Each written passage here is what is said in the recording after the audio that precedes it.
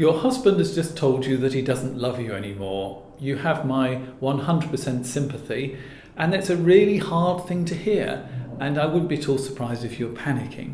But if you panic, you'll do all the things that are going to push him further away. I've got 6 of them to go through with you today so that you can avoid falling into these traps.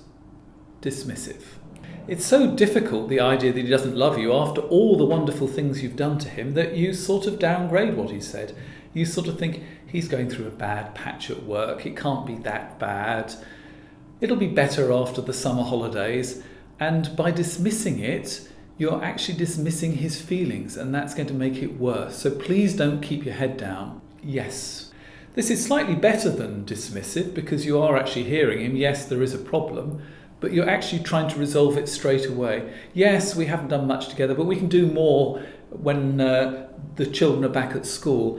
Yes, I don't get on with your mother, but she's a really difficult person.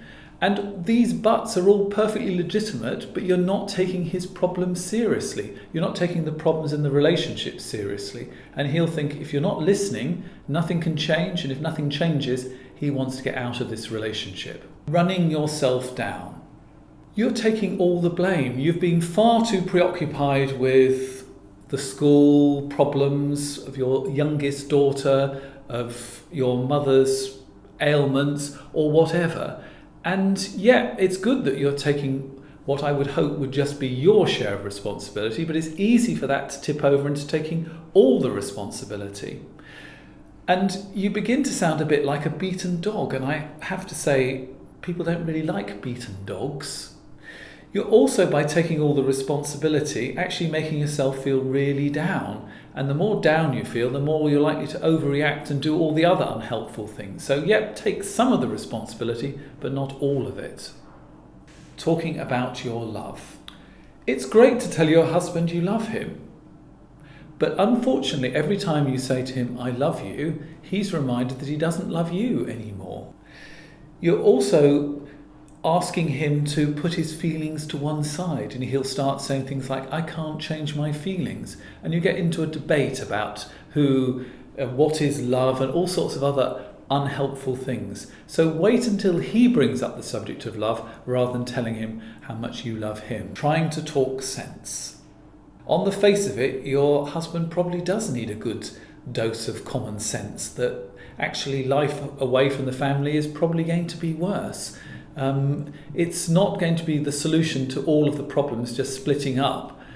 But every time you try and talk sense to him, you're not listening to him and what actually he considers to be a problem. Now, in your opinion, that might be wrong, but it doesn't matter. At this point, you need to listen to him rather than talk sense. Quick fix. It's really worrying that your husband doesn't love you. It could mean the end of your marriage. It's going to be upset for the children, and it's really natural to try and want to make everything better by having a special meal or offering unlimited sex or whatever you think is going to turn the tide. Unfortunately, going for a quick fix is probably what's got you into this problem in the first place.